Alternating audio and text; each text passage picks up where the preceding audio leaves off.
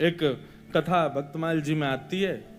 एक भक्त थे, उनका नाम था धन्ना जाट। क्या नाम था? बड़ी मधुर कथा है धन्ना जी की। धन्ना जी की कथा ऐसे प्रारंभ होती है कि सामान्य से परिवार में धन्ना जी का जन्म हुआ। देखो, ये हरिप्रिय हैं, इनको हरि प्रिय थे, लेकिन इनकी भक्ति से फिर ऐसी स्थिति हो गई कि ये हरि को प्रिय लगने लगे। तो धन्ना जी के यहां एक संत पधारे। संत की शालिग्राम जी की सेवा। और छोटे बालक जो होते हैं वो संतों को या घर में कोई भी बड़े बुजुर्ग आए या कोई भी श्रेष्ठ जन आए, वो क्या करते हैं, कैसे करते हैं, मेहमानों को देखते हैं बैठ के। तो महात्मा जी अपने ठाकुर जी की सेवा करते और धन्ना जी जाके उनके पास में बैठ जाते। पहले जल से स्नान, फिर दूध से स्नान, फिर घी से, फिर दही से, फिर शहद से, पंचामृत स्नान करा के बढ़िया इत्र लगा के ठाकुर जी को उर्द पुंड तिलक लगा करके माला तुलसी पधरा के विराजमान कर दिया। धन्ना जी को इतनी अच्छी लगी ये सेवा, रोज बैठ जाते, पूरी रात रोते, अपनी माँ से कहते मैया ये सुबह कब होगी। क्यों? वो सुबह होते ही बाबा के पास जाऊंगा, उनकी सेवा देखूंगा कैसे करते हैं। तो धन्ना जी रोज सेवा देखते, बड़े खुश होते। जैसे महात्मा का जाने का समय आया, धन्ना जी बिखर गए। कहां जा रहे हो आप? बोले बेटा अब हो गई हमारी सेवा पूरी, अब हम जा रहे हैं, फिर आएंगे कुछ साल बाद।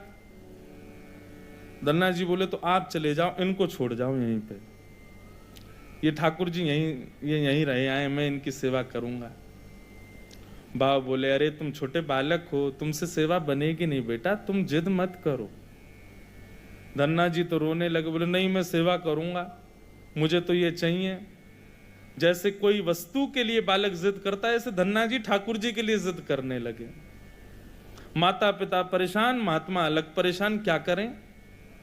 और इतना रोवे कि महाराज पूरा घर अधर कर दिया, मोहल्ले वाले तक इकट्ठे हो गए। क्या हो गया? बोले धन्ना जी के महात्मा जी जा रहे हैं, उनके ठाकुर जी मांग रहा है धन्ना। अब किसी में ये हिम्मत भी नहीं कि महात्मा सिंह कहते हैं दे जाओ। और कोई वस्तु हो तो ये भी कह देते हैं लोग दे जाओ, चलो हम दूसरी दे देंगे। ठाकुर जी की बात है भैया, कोई अपनी सेवा कैसे दे सकता है। धन्ना जी इतने रोए, सिर पटक पटक के रोने लगे छोटे बालक। तो महात्मा बोले बड़ी विडंबना, ठाकुर जी रक्षा करो, क्या करें। इतने महात्मा बाहर गए और गोल गोल काले से दिखने वाला एक पत्थर उठा लाए, उसमें बढ़िया घी भी लगा करके और इत्र लगा के सुगंधित कर दिया, उर्द पुंड तिलक लगा दिया ठाकुर जी जैसा। और अपने ठाकुर जी तो नीचे एक छोटे सिंहासन पर विराजमान कर दिए और बड़े सिंहासन पर वो पत्थर लाके रख दिया और बढ़िया सजा के। धन्ना रो रहे थे, उठा के गोद में ला, देख देख देख तेरे ठाकुर जी आगे देख। धन्ना जी जैसी मंदिर में, धन्ना जी की दृष्टि तो उन्हीं के ठाकुर जी पे, जय चाहिए। महात्मा बोले लाला देख, ऊपर सिंहासन पर बड़े ठाकुर जी बैठे और नीचे छोटे ठाकुर जी बैठे। वो बड़े वाले जो हैं वो तो हैं राजा ठाकुर, और ये छोटे वाले जो नीचे बैठे हैं ना, ये सिपाही ठाकुर। अब बता, मुझे तो राजा ठाकुर ज्यादा बढ़िया लग रहा है, मैं तो उनको ले जाऊंगा, लेकिन फिर याद रहियो जब जब मैं आऊंगा तब तब मेरे ठाकुर जी ऊपर बैठेंगे और तेरे वाले नीचे बैठेंगे, क्योंकि तू सिपाही ठाकुर जी मांग रहा है और मेरे ठाकुर जी तो राजा ठाकुर हैं।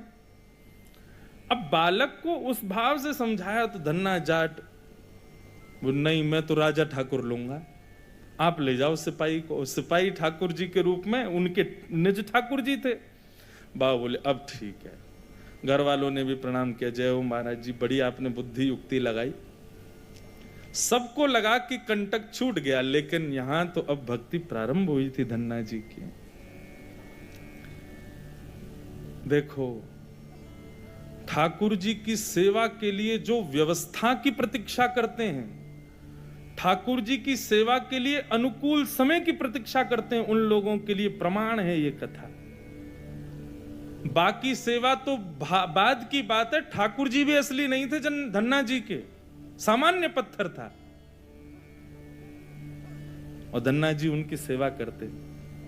रात भर मैया से कहते मैया पूजा की सामग्री मंगाओ ना, मुझे ठाकुर जी की सेवा करनी है। मैया कहती सुबह मंगा दूंगी, सुबह पीछे पड़ जाते, शाम को मंगा दूंगी, शाम को पीछे पड़ जाते, सुबह मंगा दूंगी, रोज टाल देती।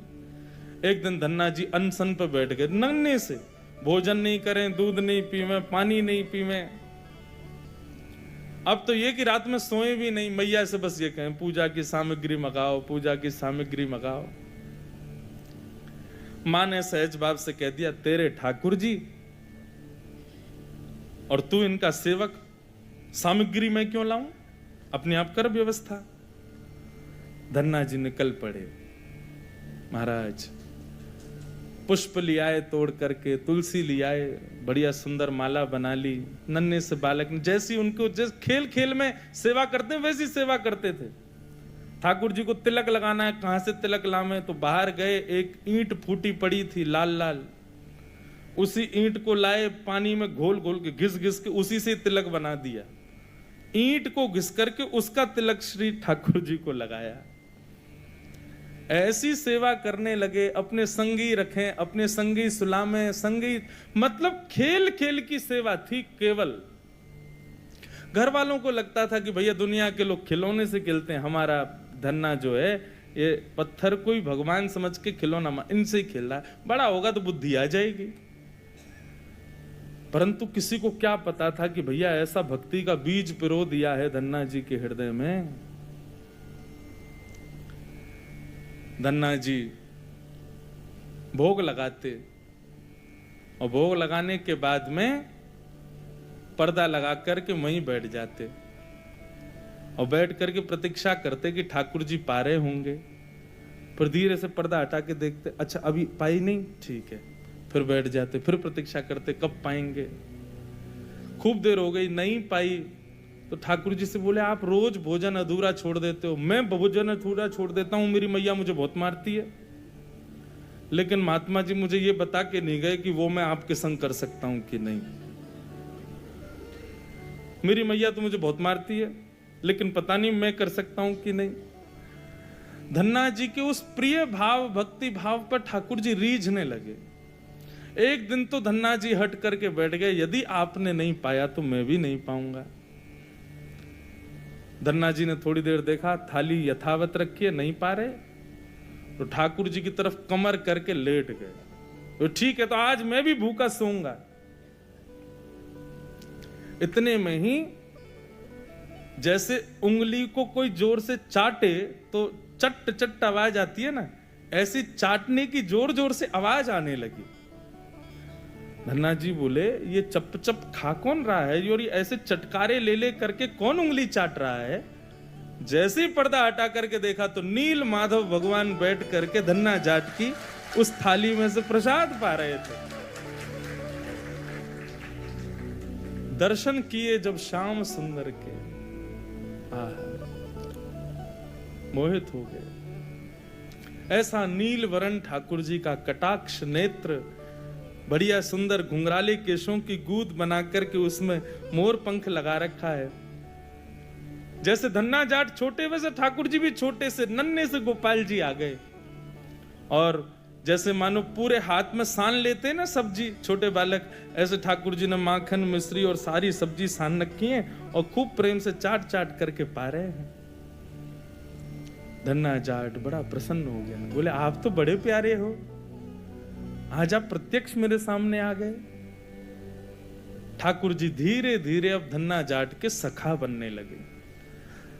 धन्ना थोड़ा बड़ा हुआ, गऊ चराने, बछड़ा बछिया चराने जाता तो अपने शालिग्राम, जो शालिग्राम थे ही नहीं, सामान्य पत्थर थे, उनको सजा धजा के बढ़िया अपनी जेब में धर के ले जाता।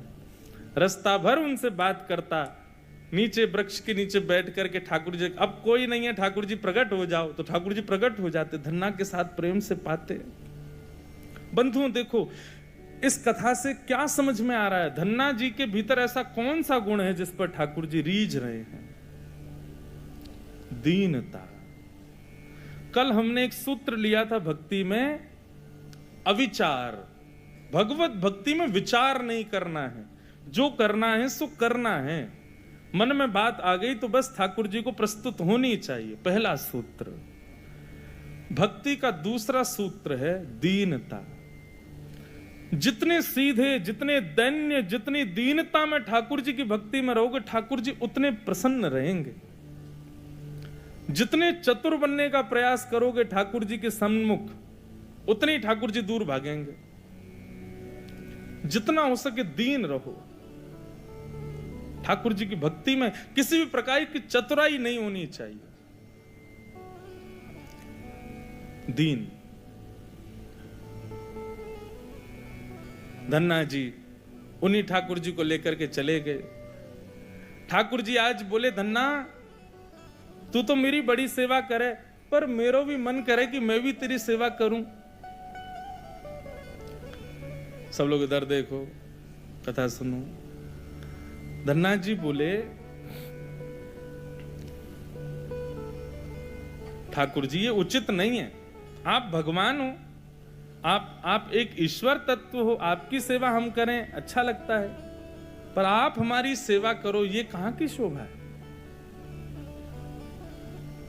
ठाकुर जी बोले, नहीं धन्ना, हम तो तुम्हारी सेवा करेंगे, हमें बताओ हम क्या करें। और भैया ये भक्ति, ये भक्त भगवान वाली बात थोड़ी है।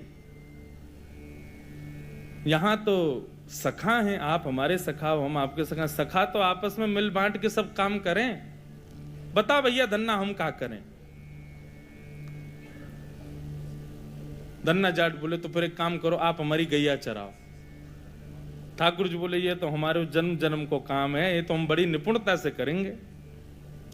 और बंधुओं यही होता, धन्ना जाट अपने घर से गैया लेके जाता और वन में जाकर के ठाकुर जी को जैसे ही बाहर पधराता, इतने में वृक्ष के पीछे से ठाकुर जी आ जाते और ठाकुर जी कहते, धन्ना अब तू जाके आराम कर, हम गैया चरा देंगे। और सारी गैया ठाकुर जी चराते। शाम का समय जब होता तब धन्ना जी जाते और जाके ठाकुर जी को दोबारा अपनी जेब में रख के गैया लेके आ जाते। एक दिन वो महात्मा आ गए जो धन्ना जी को वो पत्थर दे के गए थे। जैसे ही घर पे आए तो धन्ना जी लेटे थे। महात्मा आके बोले, और बताओ भाई धन्ना, सब ठीक? अरे गुरुजी आए, गुरुजी जय हो, गुरुजी प्रणाम आपके चरणों में। और बताओ वो कहाँ हैं तुम्हारे राजा भगवान? बोले, भगवान तो गैया चरावे गए हैं अभी। ये समय तो गैया चराने का है ना, गैया चरावे जामे वो रोज। महात्मा बोले, देखो कुछ भी बोलता है, ये अभी बालक ही है, छोटा ही है अभी। माता पिता ही बोले, कहाँ बताएं, ऐसी या की सोच है, गैया ने छोड़ आवे, पता ना कहाँ शाम को ले आवे उन्हें। अरे गुरुजी ये लोग मानते नहीं है मेरी बात। भाई सब लोग विराजमान हो जाओ बस, हाँ बैठ जाओ। क्या बता रहा था मैं? हैं? हाँ, गैया चरावे जावे। गुरुजी बोले, तो फिर वो शिला कहाँ है जो हमने तुमको दी थी? बोले, उन्हीं की तो कह रहा हूं गुरुजी, वो गैया चराने गए। गुरुजी बोले, ये तो कुछ भी कह रहा है। नहीं नहीं गुरुजी आप विराजो, मैं आपको एक एक बात बताऊं। और उसने सारी बातें बताई। ठाकुर जी कैसे चटकारे लेके भोजन करते हैं, क्या क्या उससे बातें करते हैं, कैसे उसके संग खेलते हैं, कैसे उसकी पिद्दी पे चढ़ जाते हैं, वो ठाकुर जी की पिद्दी पे चढ़ जाता है। ऐसा मधुर भाव वो प्रस्तुत करे और गुरुजी बैठ के सुनते जाएं। बोले कि इतनी बड़ी बड़ी बातें झूठ में तो नहीं बोल सकता। बोले, गुरुजी मुझे पता है, माता पिता की तरह आप भी मुझ पे भरोसा नहीं कर रहे हो, आपको नहीं विश्वास, चलो मैं दिखाऊं आपको। अभी मेरे ठाकुर जी गैया चरा रहे हैं। गुरुजी को लेकर के वन में गया तो वन में गैयाएं चर रही थी। बोले, कहाँ है तेरे ठाकुर जी? अरे देखो वो दोहरी गैया के पीछे पीछे हाँक रहे हैं, वाकू पीछे पीछे चल रहे हैं वाक्य, देखो ठाकुर जी दिख तो रहे। गुरुजी बोले, हमको नहीं दिख रहे। धन्ना जी दौड़ के ठाकुर जी के पास गए। बोले, मेरे गुरुजी आए हैं, उनको दिख जाओ। भगवान बोले, उनको नहीं दिखेंगे हम बस तुमको ही दिखेंगे, तुम्हारे सखा हैं, तुमको दिखेंगे, सबको थोड़ी दिखेंगे। अरे भैया ऐसा मत करो। क्यों? बोले, आपको और मोको एक दूसरे से मिलवावे वाले तो गुरुजी हैं। गुरुजी यदि मुझको नहीं देके जाते आपको, तो आप मुझे कैसे मिलते? मेरे गुरुदेव हैं, इन्होंने ही तो मुझको दिया था आपको। ठाकुर जी रीझ गए, पुनः पुनः धन्ना को हृदय से लगाए। इसकी भक्ति, ऐसा भाव। इतने में ही नील माधव नीलमणि ठाकुर जी प्रकट हो गए। और जैसे ही प्रकट हुए, दूर खड़े गुरुदेव के एक एक रोम बिलखने लगा, रोने लगे और धन्ना के चरणों में प्रणाम किया। बोले हम सच्चे शालिग्राम से प्रकट नहीं कर पाए, तूने सामान्य पत्थर से प्रकट कर दिया ठाकुर जी को। हम अष्टयाम सेवा से प्रकट नहीं कर पाए और तूने सामान्य पत्थर घिस घिस के तिलक लगा के प्रकट कर दिया ठाकुर जी को।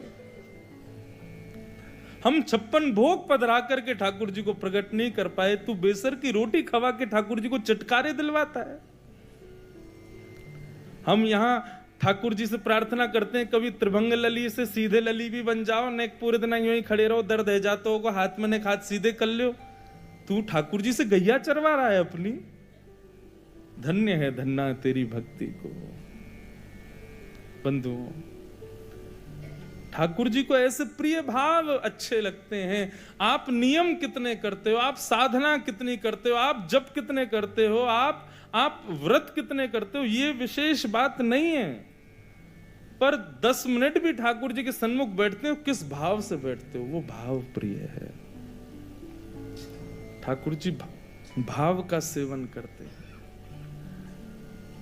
इतनी कथाएं सुनने के बाद भी, वृंदावन जाने के बाद भी, ऐसे संकीर्तन करने के बाद भी, तिलक लगाने के बाद भी यदि भाव प्रकट नहीं हुए तो कैसी भक्ति हमारी।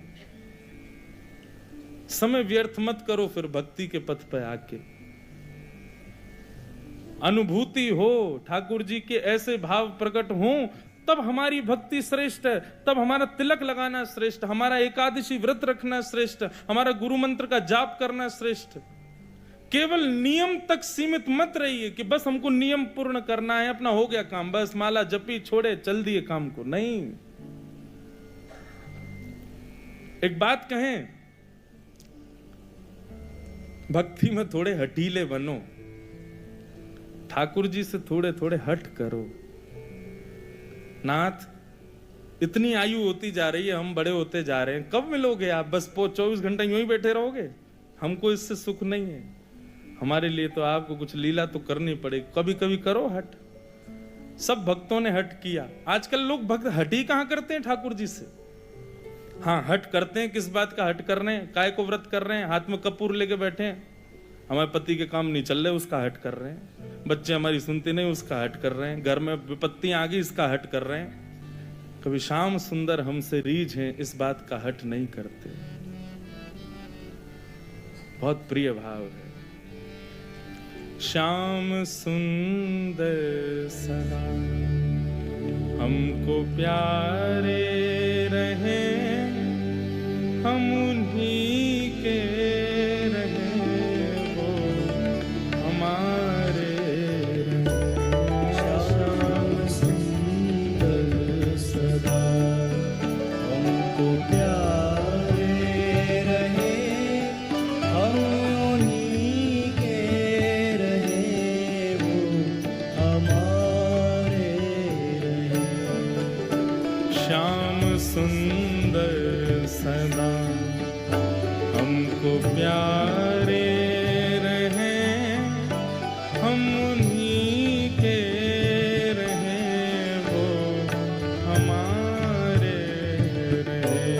श्याम सुंदर सदा हमको प्यारे रहे, हम उन्हीं के रहे, वो हमारे। मोह माया की नदियाँ बही जा रही, मोह माया की नदियाँ बही जा रही, मन की ममता को खींचे चली जा रही, मन की ममता को खींचे चली जा रही, मन की ममता को खींचे चली जा रही, मन की ममता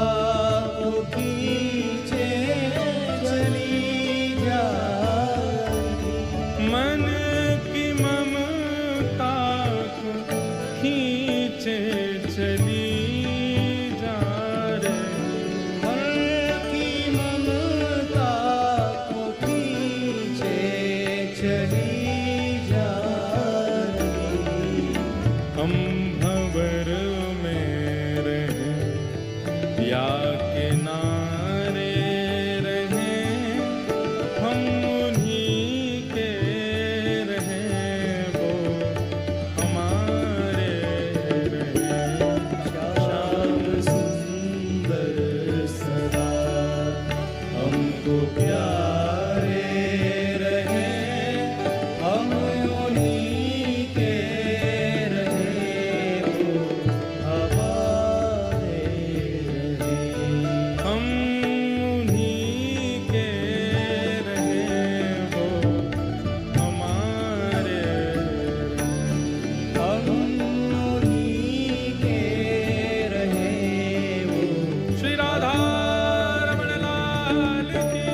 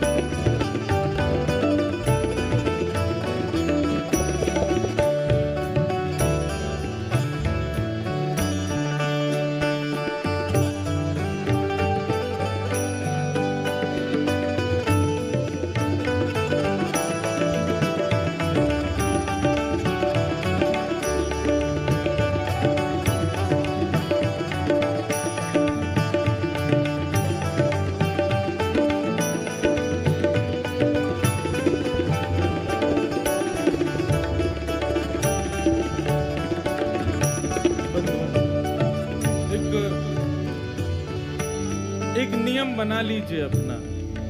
कोई और नियम आप करो ना करो आपके ऊपर है, पर हमारे हिसार आने की एक दक्षिणा हमको दे दीजिए। हमारी एक बात मान लीजिए, आज के बाद श्री राधा रमण जी से गैर संबंधी कोई भी वस्तु हो उसको स्वीकार मत करो।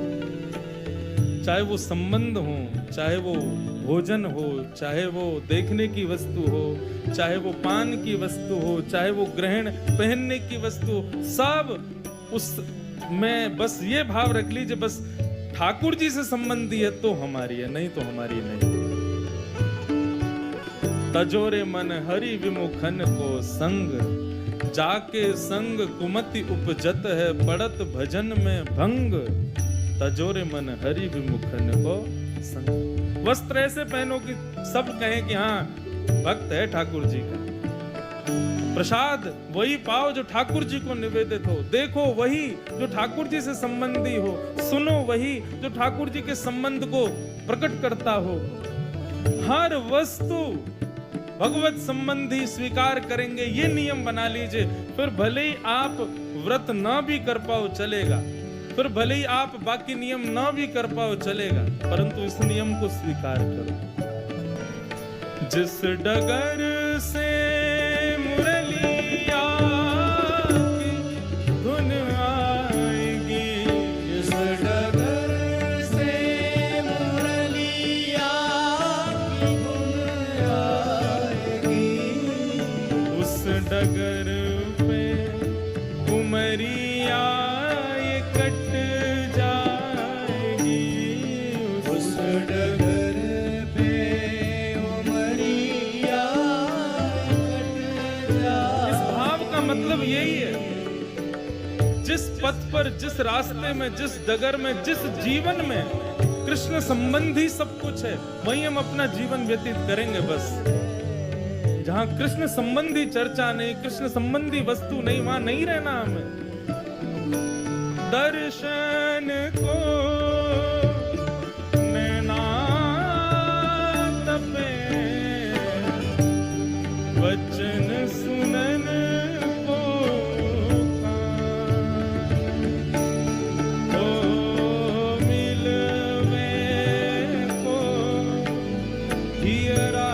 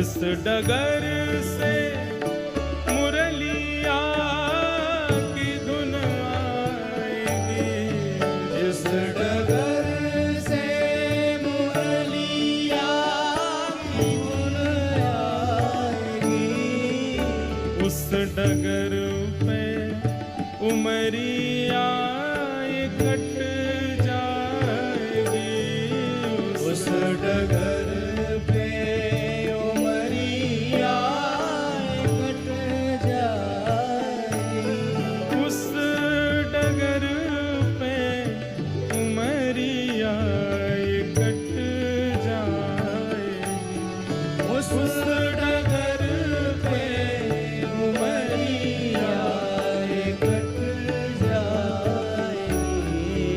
उनकी तस्वीर मन में बनाए रहे, हम उन्हीं के रहे, वो हमारे।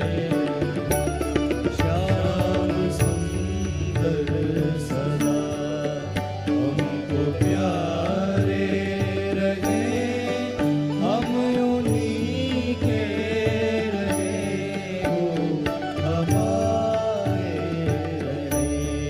हम उन्हीं के रहे, वो हमारे। हम उन्हीं के रहे, वो हमारे रहे। हम उन्हीं के रहे, वो हमारे। हम उन्हीं के रहे, वो हमारे।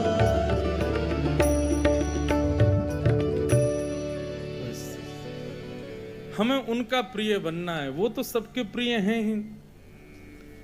वो तो राक्षस भी जब उनको देखते हैं तो उनको भी प्रिय लगने लगते हैं, पर हम उनके प्रिय बने।